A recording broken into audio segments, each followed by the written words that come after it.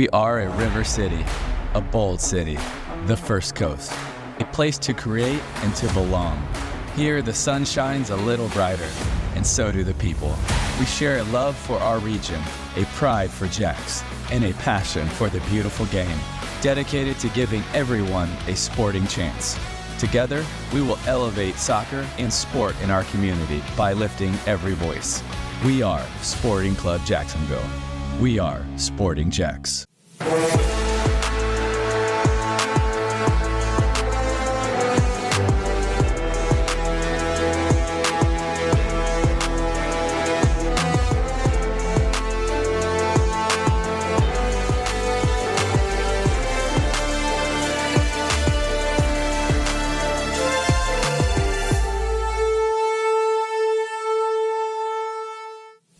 Hello and welcome into the Sporting Jacks Report. I'm Cole Pepper. It's a busy week for Sporting Jacks. A Tuesday match away, then another match at home tonight, and a chance to climb in the table. Coming up, we'll hear from one of the players who start on Tuesday night, goalkeeper Kaitlyn Parks. We'll look ahead to the third annual High School Soccer Media Day, and we'll get Mauricio Ruiz's thoughts on the U.S. men's national team. But let's start with Tuesday night in the nation's capital. When Sporting Jacks kicked off the inaugural season, they did so against DC Power. In that game, Jade Pennick scored the first goal in club history, but Sporting Jacks fell 3-1. So this time, head coach Stacey Balaam took a more defensive stance into the match. To D.C. we go, and a chance to visit the D.C. metro area with a little revenge on the minds of Sporting Jacks. Not a lot of time for sightseeing, but plenty of sights to see during the match. First half, a defensive battle. D.C. had the better chances early. Alexis Theoret was right in the middle of things for DC Power. 28th minute, she gets her left foot to one, but is pushed over the bar by Kaitlyn Parks. Terrific save by the Jacksonville keeper. 10 minutes later, Theoret again is in the mix for DC, and again, she will launch from distance. A rocket shot here that Parks got a finger on, sends it off the crossbar. No damage done, 0-0 at halftime. Second half, Sporting Jacks starts to exert itself. Julia Lester, long, low pass. Watch the footwork by Paige Kenton, who sets it up perfectly for Jade Pennick, and Pennick, for the second time, scores against DC Power and gives Sporting Jacks the 1-0 lead. Take another look. This is just a pretty goal all the way around, and we've seen some of these through the early portion of the season. Great footwork there by Kenton, and then the speed to get past the defender. And Pennick making the great run, 1-0 Sporting Jacks. It would hold up through the final minute of regulation. 90th minute, Theoret to take a free kick from a wide position, but it never threatens. Jacksonville dodges one opportunity. Now into stoppage time. Couple of chances for DC. Sporting Jacks wanting to close out a match. Susanna Fitch trying to create something here for DC. Her chance, though, easily handled by Parks. Then later, Fitch again. And this one is well wide. And that's all. Sporting Jacks with the first clean sheet in league play in club history, and they remain unbeaten on the road, 1-0 the final. Here are the match stats. This is not necessarily what we've seen all the way through the year. Usually Sporting Jacks is a dominating possession. They played a little more defensive this time around, but they were much more efficient. One of the two shots on target went in. Even though DC had far more shots, not many of them were real challenging shots. A 1-0 victory for Sporting Jacks. They continue to be unbeaten in road matches. All right, let's welcome in now Becky Burleigh. Becky, I thought the win in D.C. showed a different side of Sporting Jacks. Still a lot of good passing, but perhaps a bit more pragmatic. Totally agree with that. And I think what's most challenging for a possession-dominant team is when they don't have the ball.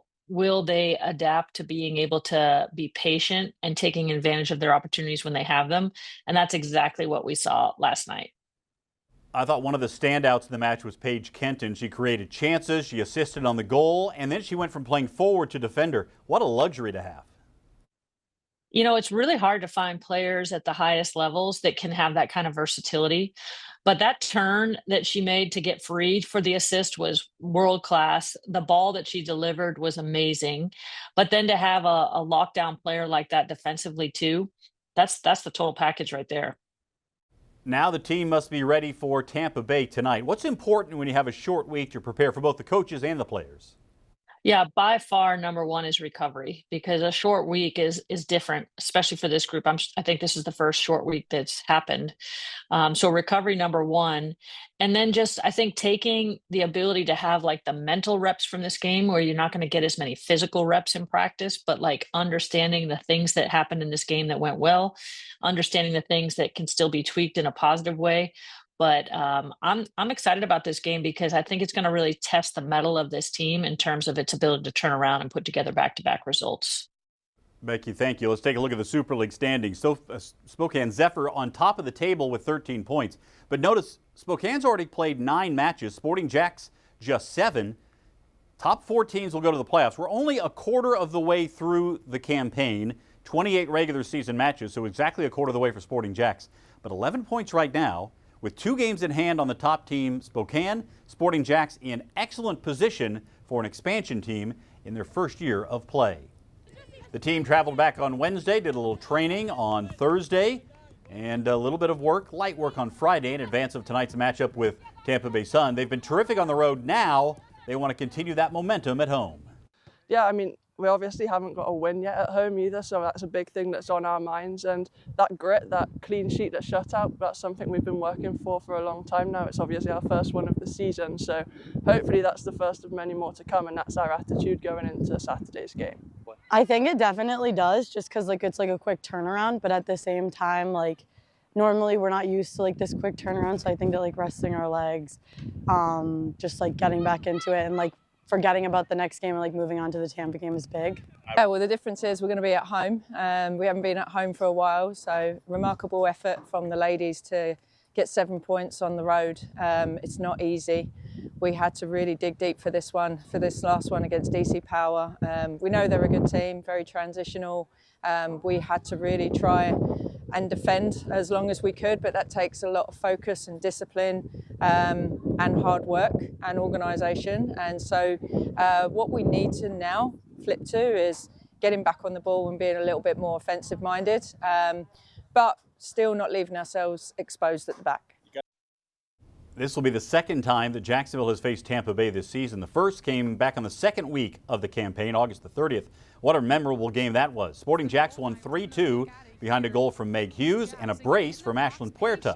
Tampa Bay, the defending league champs, have not been able to get it going so far this season. They are the only team in the league without a victory so far this year. However, they have earned a point with a draw in 4 matches this season. If Sporting Jacks can take 3 points, they can climb higher in the Gainbridge Super League standings. And we now welcome in Emerson Burris. Emerson, you caught up with, perfectly timed here, the goalkeeper, Kaitlyn Parks, who delivered that clean sheet on Tuesday night. Absolutely. Big moment for the team and huge moment for Parks, who's been earning her spot in goal and growing with every match. I caught up with her to talk about that shutout, her journey to the pros, and the mindset that's guided her along the way. It was great. It wasn't necessarily like on my mind in the moment. I kind of just wanted to finish out the game. And just like stay in the moment, stay present, and I think that's kind of what happened, and then we're just fortunate to get the result. The clean sheet was a milestone for Parks and the club, a reward for her patience and composure in goal. Competing for her starting spot has fueled her motivation. But I think it does help kind of like have that on my track record to kind of like remind myself that I'm capable. Before turning pro, the Maryland native made her mark at Wake Forest and Michigan State, tallying over 6,000 minutes in net and earning multiple All-Big Ten honors, but her roots in soccer run deep. I feel like we're an overall athletic family. Like my dad played soccer, my mom played basketball, volleyball, so I kind of had a mix in all of that. And when it came time to focus on one sport, her choice was simple. But I ended up going soccer just because, is it bad to say just because I was better at it? No. Okay. Now in her first professional season, Parks says the biggest lesson she's learned is about slowing down and staying grounded. And I think like sometimes when you're always looking for like what's next, you kind of forget to just stay present and enjoy it while you have it. And when she's not between the posts, Park finds calm and creativity, channeling her focus into a different kind of art form. I'm really into like art, sculpture, building stuff. I don't necessarily have access to that here as I did in college, but I listen to a lot of music. I like to read. With her steady mindset and growing presence in goal, Parks is quickly becoming a cornerstone for Sporting Jacks. The team looks to carry that shutout momentum into tonight's game. I know she was very happy to be a part of it. That was a team effort, though, of course, but you have to have good goalkeeping if you're going to keep that clean sheet, and she certainly provided it. Emerson, thanks so much. Also this week, the U.S. men's national team continued preparations for next year's World Cup with a pair of friendlies, a 1-1 draw against Ecuador, followed by a 2-1 victory against Australia. We'll have some analysis with Mauricio Ruiz coming up later in the show. We are now 235 days away from the kickoff of the World Cup. After Saturday's match, Sporting Jacks will be back home on November the 22nd to face their other Florida rivals, Fort Lauderdale United. Tickets are available by going to sportingjacks.com. It is Military Appreciation Night at Hodges Stadium. And introducing the Sporting Flex Pack, any 4 games on the schedule. Pick them, and you can make it part of your Sporting Flex Pack starting at just $60. Call 904-863-KICK or visit sportingjacks.com/flex to lock in your Flex Pack today. Still to come, Mauricio Ruiz joins us to take a closer look at the USL Championship. That's next as the Sporting Jacks Report rolls on.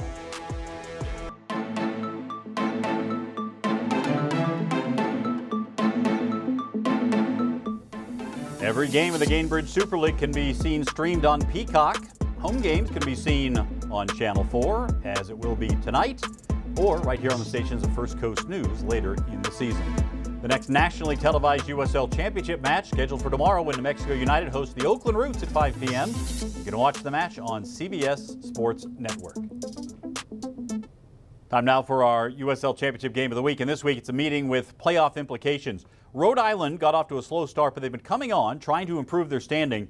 Meanwhile, Tampa Bay has had one of the toughest starts in club history, and a loss would all but seal their fate out of the playoffs. To Rhode Island we go, and a big one here, cold night in Pawtucket, and a massive one for Rowdy's playoff hopes. 8th minute, the hosts strike first. J.J. Williams picked up the ball in space and scores. Rhode Island grabs the early 1-0 lead.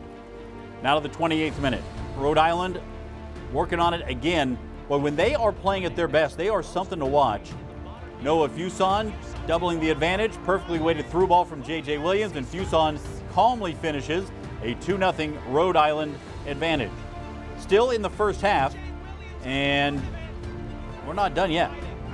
44th minute, scramble in the box ends with Clay Holstad tripped up by Aaron Guillen. The referee points to the spot. It's a penalty for Rhode Island, and J.J. Williams steps up and delivers.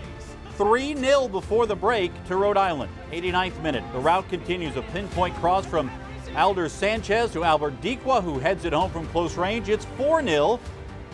And guess what? They weren't done. 88th minute, Maxi Rodriguez finishes off the move. Diqua with the assist. A dominant performance in Pawtucket. Rhode Island cruises to a 5-0 victory. Tampa Bay's playoff hopes take a major hit after their worst loss of the season. We now welcome in Mauricio Ruiz. Mal, we're getting close to the playoffs, and Rhode Island Stars appear to be peaking at just the right time.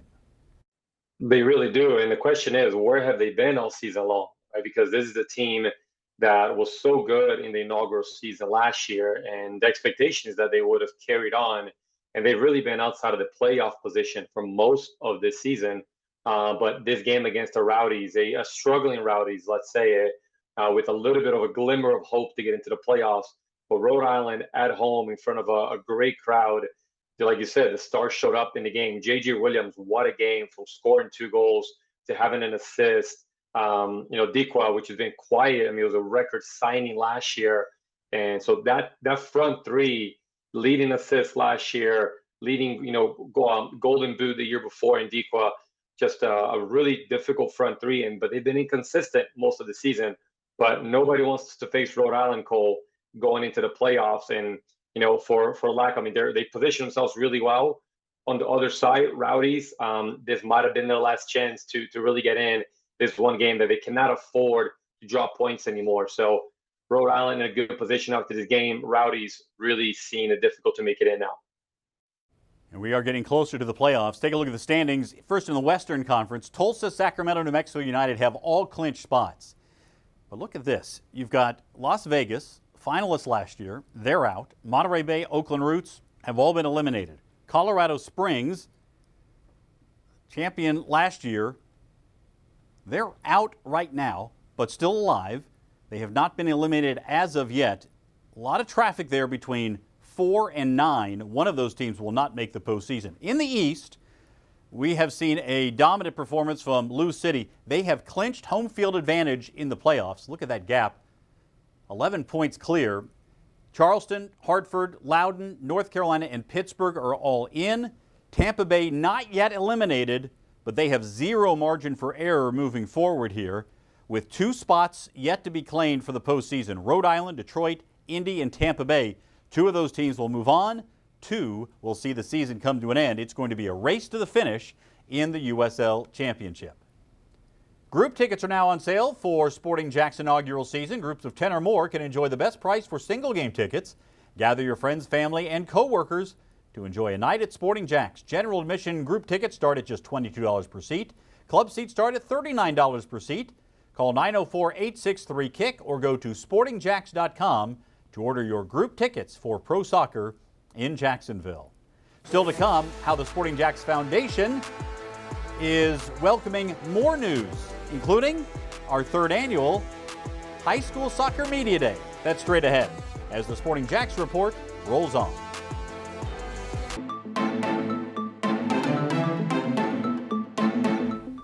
Do you have your Sporting Jacks kit? The inaugural kit has been unveiled.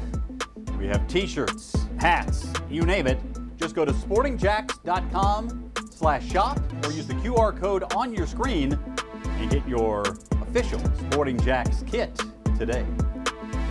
Time now for the Youth Soccer Spotlight presented by the Bearded Pig Barbecue. Emerson Burris is here once again. And Emerson, we're looking ahead this time instead of behind us in the Youth Soccer Spotlight. Absolutely. Next week, local high school students will have the opportunity to shine and step in front of the camera at the 3rd annual Sporting Jacks High School Media Day.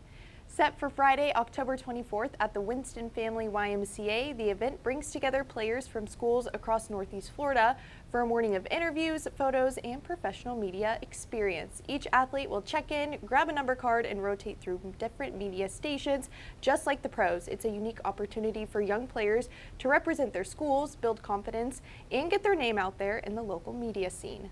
Just like a drive, especially for us last year. It was like we're getting this kind of recognition and like the eyes on to us and who we are, and it kind of gave us like the want to play our style and like show people who we are. And like high school soccer is obviously a different level than like ECNL and stuff, you know, but we still use that to like grow and like show people that it is more than just like high school soccer, and we like used it to develop and stuff, and it was great. The event runs from 9 a.m. to noon next Friday, continuing a Jacksonville tradition that celebrates the city's next generation of soccer stars. And you saw Haley Smith there, who was at Creekside last year. This year, she's an academy player for Sporting Jacks. She's gotten that experience. Really, a lot of excitement, a lot of energy in that room. Looking forward to it again this week. Absolutely. She told me it was so fun with the high school kids, but it prepared her for a different kind of level with the pros. She had so much fun. It was awesome. No doubt about it. All right, Emerson, thanks so much. For more on Sporting Jacks in the world of soccer, join Mark Warburton, Stacey Balaam, and me every Tuesday night at 6 on 1010XL for the Coaches Show presented by Sporting Jacks. A different player joins me each week as well. You can listen on air at 1010 a.m. or online or on demand at 1010XL.com. And join Mauricio, Becky, Emerson, and me every Thursday night at 6 for the Sporting Jacks Soccer Hour. That's at 6 p.m. on Thursday nights on AM 930 Fox Sports Radio Jacksonville or the iHeart app. Still to come, Mauricio rejoins me as we take a closer look at what we learned about the U.S. men's national team this week. That's next as the Sporting Jacks report rolls on.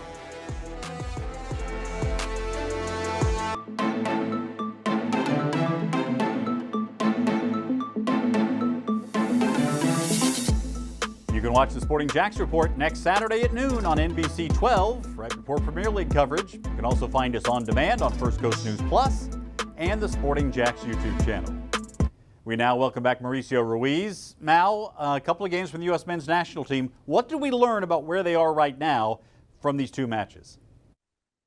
Well, from a style of play and a formation standpoint, I think we got some clarity. I think it's a back 3, right? I think we've at least gotten that out of the way. It was consistent between Ecuador and a really good performance with Ecuador, still without 4 or 5 stars, but had a really good performance, a tie felt like a win at times because it was Ecuador second place in South America qualifiers. So a really good opponent, missing one of their big stars, but we're missing quite a bit in Tyler Adams, Christian Pulisic only came on at the very end, and a few others. So good performance against Ecuador, and a similar formation against Australia, but still testing players, right? Still a big depth that I think he's working on, because when you go into a World Cup in a 1 month tournament, you're going to need depth in games. And I think that's what we're seeing. I think he kind of knows who his starting lineup is. I think we don't, but I think it sounds like he knows with the back three, Team Weah, Chris Richards, in the middle, and then who's going to be that right-sided center back, Robinson potentially. But I think he knows his depth. I think he's trying to figure out he knows his starters, forgive me. I think he's trying to figure out his depth. And I think we're identifying that we're a pretty deep team in this 3-5-2 setup. It is certainly something to be following. Mal, thanks so much. For the latest on Sporting Jacks, you can follow us across all of our social media channels on X, Instagram, Facebook, YouTube, and TikTok. It's just a click away for the information for Sporting Jacks. After Saturday's match, Sporting Jacks will be back home on November the 22nd to face the other Florida rivals, Fort Lauderdale United, coming to town. Tickets available by going to sportingjacks.com. It is Military Appreciation Night as well. We look forward to that meeting between Jacksonville and Fort Lauderdale for the first time in the Gainsbridge Super League. This Florida rivalry that's developing, the three-way rivalry, is really something to watch, I think, Emerson, with Tampa Bay tonight and Fort Lauderdale coming. Absolutely, and we talked about it a little bit. These teams are all within a few hours of each other. Tampa's 3 hours away, Fort Lauderdale's 5 hours away. So I'm hoping the stands are packed at Hodges Stadium. I think the expectations are high. The team is still looking for that first league win at home, so I'm excited for it. And, of course, we'll be right back here next week with highlights and reaction from that game and looking ahead to the rest of the campaign. Sporting Jacks off to an excellent start for the first quarter of the season. For Emerson Burris and our entire crew, thanks for watching the Sporting Jacks Report.